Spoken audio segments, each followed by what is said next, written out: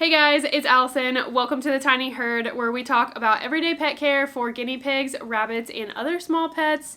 Today's video, we are going to be talking all about guinea pig veggies. So I get questions about veggies and whether veggies are safe and what they should be feeding all of the time from people on Facebook and Instagram and in my YouTube comments. So I just thought it would be a good time to sit down, make a video about it, and give you guys some resources and some information on guinea pig veggies. Before we jump into this video, I wanted to talk about a couple things super quick. So first off, if you don't follow me on Instagram, definitely go do that. I chat with you guys all day in my stories, and you can DM me questions, anything. I post on there a ton, so that is another way to get more content from me. I also have a Facebook page. I will have all this stuff linked down below just in case you prefer that avenue to kind of keep up on things as well. My website is linked down below as well, thetinyherd.com. I am posting articles 2 times a week out there on just informational things on guinea pigs and rabbits. I do a guinea pig article and a rabbit article every single week. I'm really focusing on doing more educational and informational research type topics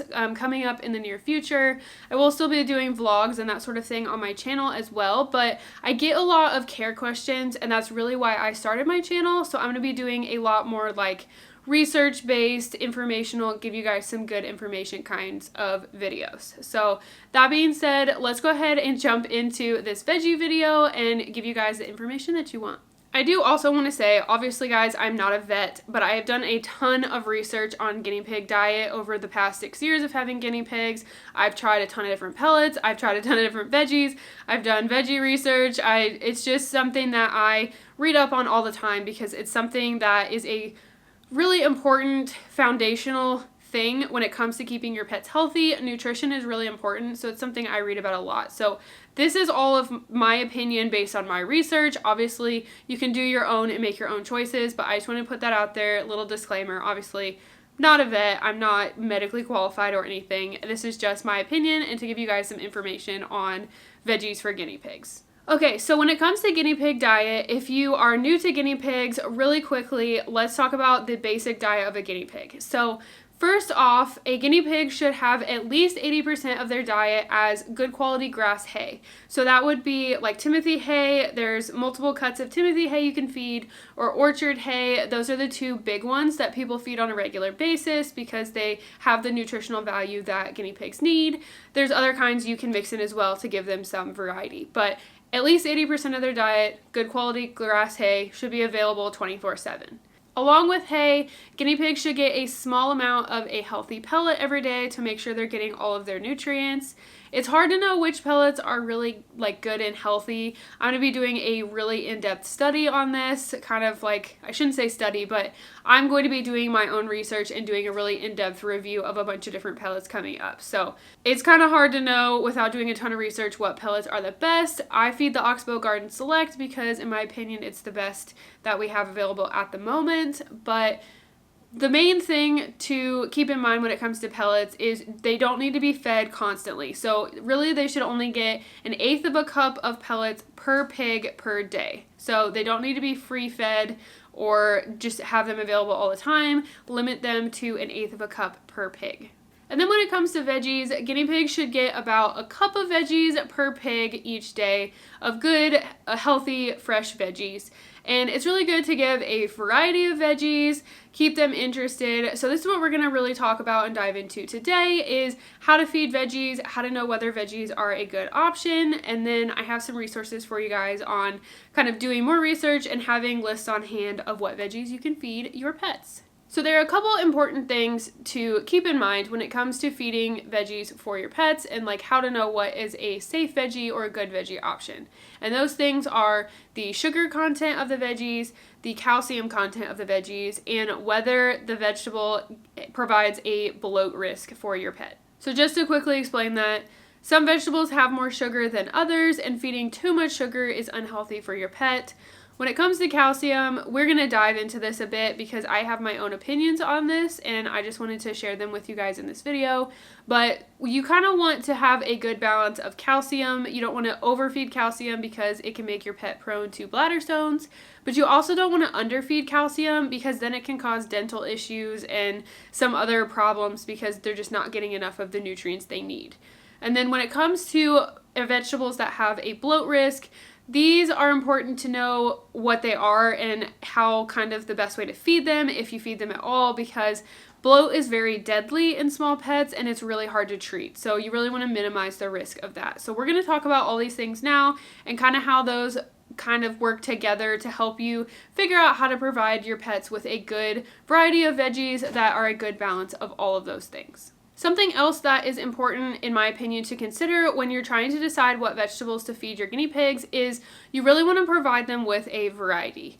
Think about if you had to eat the same exact salad for dinner every single day, you'd probably get really bored. And even though they're guinea pigs and these are normal things that they eat and they mostly eat hay, I think providing a variety is good just to stimulate them, provide some enrichment, and then they're also going to get a variety of nutrients as well, just cycling through different vegetables. So I think providing a variety is a really good choice, and that way you're not always overloading them on something with a lot of sugar, you're not always overloading them on calcium, and you can kind of just rotate through things and provide a good balance that way as well. So I do want to share a couple resources with you guys.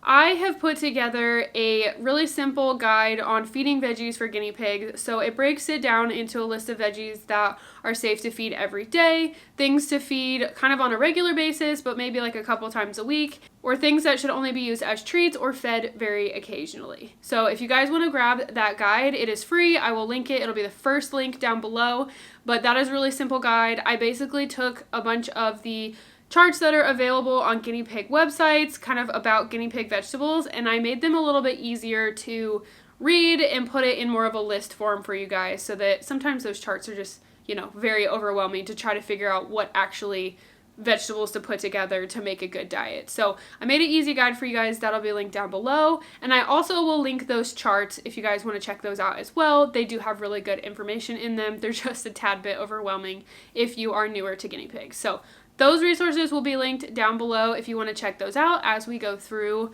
this information. All right, so let's talk about sugar content first, because this one's pretty quick and easy.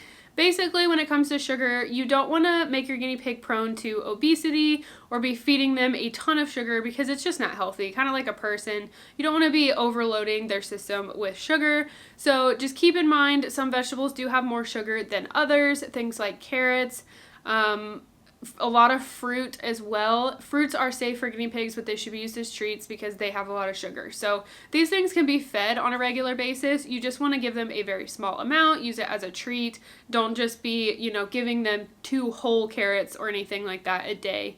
Like the big carrots, don't overload them on the sugar, because it's just not going to be healthy for their system. Again, the list that I have put together, any vegetables that are like super high in sugar, I put on a separate treat list. So that is really all there is to know about sugar. You can feed it, of course, but just like I said, kind of limit it or rotate it in and out.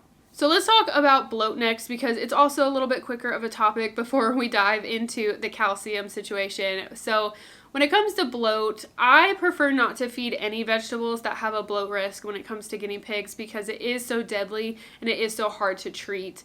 It's a very immediate emergency life-threatening situation if your guinea pig gets bloat. So I just choose not to feed these things. But there are some vegetables, just the nature of the vegetable has a higher risk of causing bloat in guinea pigs. So if you want to feed these vegetables, it's things like broccoli, cabbage. They're included on the list that I made. Again, they just are a higher risk of causing bloat. So I would feed those things very rarely, or like I said, I don't feed them at all. So that is up to you, but just be aware that some vegetables do have the possibility of causing bloat easier than others. All right, and last but not least, let's talk about calcium. I think this topic is a little bit misunderstood in the guinea pig world, because what we've heard for so long is low calcium diet, low calcium diet, low calcium diet to limit the risk of bladder stones. But if you really do more research on calcium and calcium that guinea pigs need, they do need some calcium, or it can cause them a lot of health issues later on, especially dental issues. It can cause tooth abscesses, or just, their teeth to be a lot less strong, which can lead to breakages and that sort of thing. And it can also, cause issues with their bones, because calcium is important for that. So calcium is important for guinea pigs. They do need some of it. They just don't need to be overloaded on it because, again, it can cause bladder stones, particularly in older pigs if they've eaten a lot of calcium over their life. So the best way to approach calcium, in my opinion, is to feed a balance. Understand that some vegetables have more calcium in them than others do, and take that into consideration with the other things you are feeding. So this is why pellets are kind of controversial at the moment of what is the best pellet, because some pellets have more calcium in them than others do. So a lot of people look for pellets that have the lowest calcium content possible and then feed veggies that have the lowest calcium content possible. And really, I think it would be better if we did more of a balance. So if you have a pellet that is pretty healthy but has a little bit higher calcium content, then you want to limit the amount of calcium that you're feeding on a regular basis when it comes to veggies. But if you're feeding a low calcium pellet, then you can feed a little bit more vegetables that have a higher calcium content.